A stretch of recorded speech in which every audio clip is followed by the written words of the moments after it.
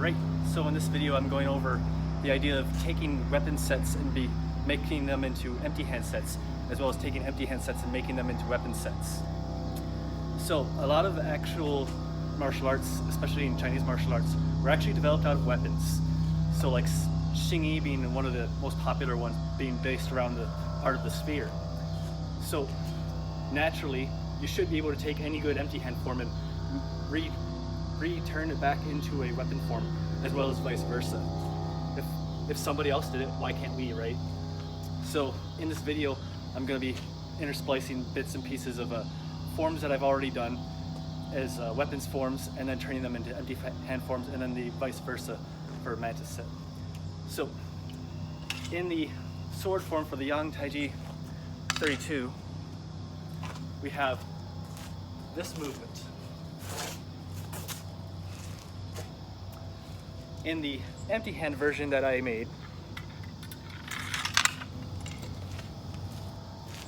had it starting from the uppercut into the long fist punch. So the first thing you have to understand when trying to apply these things to each other is the principles of each art. Ultimately, principles will be shared over both, but we have to understand the idea of what it means to have a weapon in our hands and what it means to have an empty hand. So we always hear the idea that a weapon is an extension of ourselves, which literally that's what it's supposed to be. It's just as if I have a longer, sharper arm now that happens to be made out of metal. It's pretty cool, right? So I want to, instead of thinking of this as a shiny stick that I can slice people open with, I want to think about this as actually part of my arm. One of the things that people tend to forget about when they pick up a weapon is that they have all this other kung fu that they just somehow forget about all of a sudden. So they focus on all this stuff out here, but you forget about your other hand, you forget about your feet, right? So if I'm clearing a weapon out of the way, I could be delivering a kick, or I could be delivering a finger jab, or I could be grabbing their weapon hand and then slicing it off afterwards. I have to remember that just because I picked up a weapon doesn't mean I have to get rid of all the other kung fu I know and just hide behind this weapon. It's a part of ourselves. And as such, we want to treat it as such.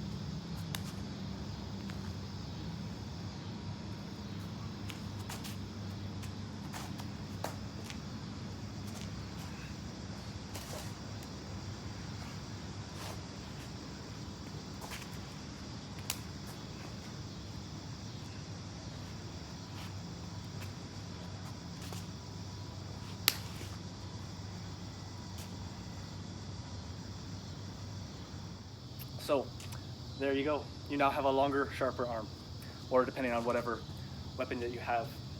So to the two major parts about understanding how to transform these arts is understanding the empty hand art itself and then understanding the weapon art itself.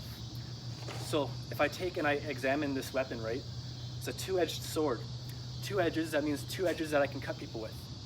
If we now take the directions that we take from piercing cloud method, we have downwards cuts, we have upwards cuts, we have right and left, diagonal upwards, diagonal downwards, and then we have forward.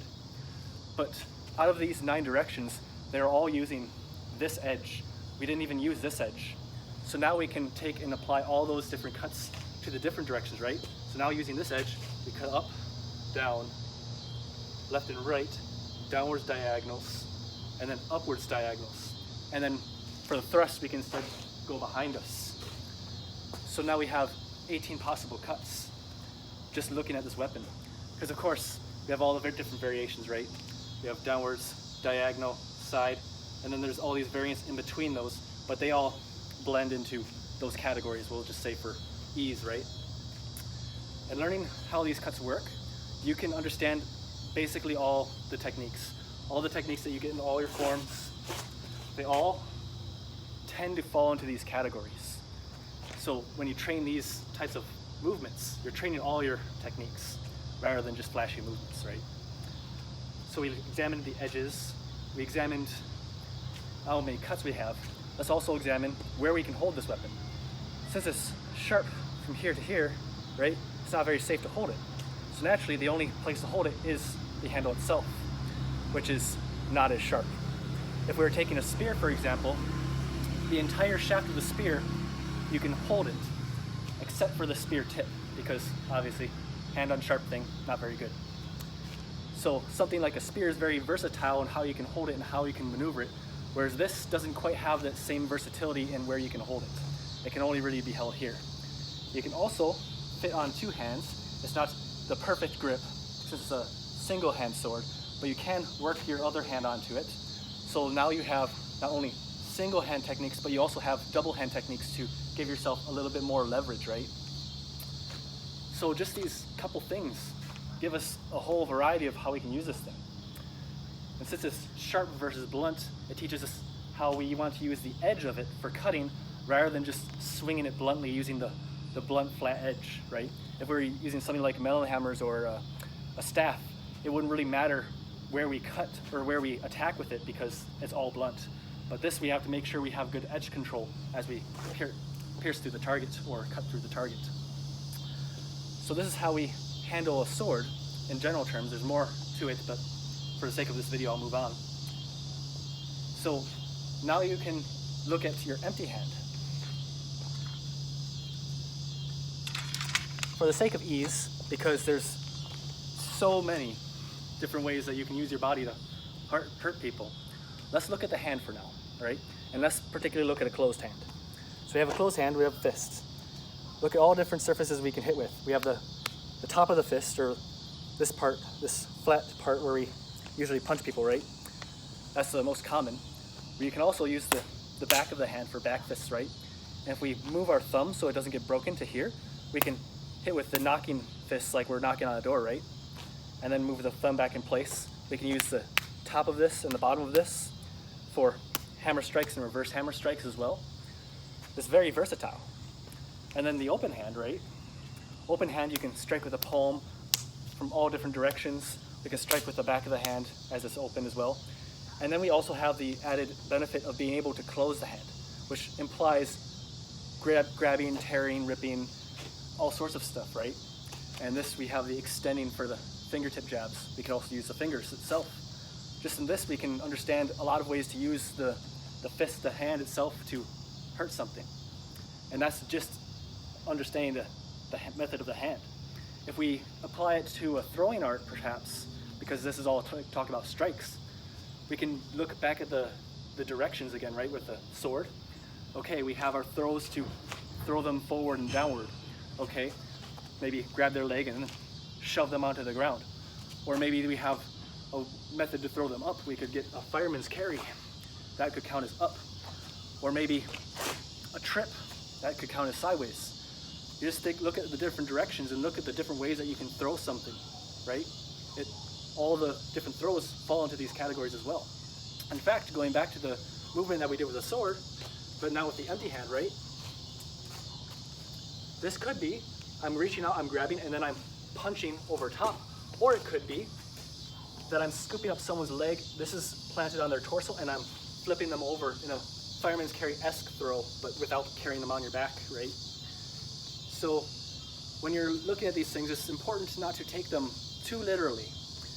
I mean, in this case, it happened to be that the empty hand version happened to be very similar to the way that the sword variant looks. But if I say block, block, strike, it's not really going for the same kind of thing that the sword was going for. If I pick up the sword again, we have the upwards cut, and then we have the stab downwards, which could be used as a block downwards as we're shearing it by, we're threading it by, or it could be a stab to the leg and then a stab overhead, right? So if we take the idea of stabbing to the leg, it's not a lethal blow, right? Unless we hit an artery. But what are cuts to the legs meant to do? It's meant to immobilize them, right? It's meant to take them off their feet so they're not able to move around as easily. So we take that into mind and take it a little bit less literal and a little bit more towards the spirit of what the technique is doing. The spirit is to cut down their movement. And what better way to cut down their movement than by grabbing their leg and then throwing it over their head? You're ripping their stance out from underneath them in the same way that you'd be cutting to their tendons and ligaments to demobilize them, right? So it's very important not to take everything too literally. It doesn't have to move the same way as the form does, as long as it orchestrates the spirit of what the technique is doing. If it's attacking to the legs, make sure that they're unable to mobilize, right? If you're perhaps striking in the arm to strike the head, I cut. As I cut, I may not be going for the lethal strike, I might be cutting towards their tendons here so that they drop their weapon, right? Always go for the spirit, never get caught up in the too literal. So I'll have accompanying vids of me going through the mantis form empty-handed and then putting commas onto that. So Japanese commas if you're familiar. And then going through the 32 sword form with an empty hand set, with it as an empty hand set.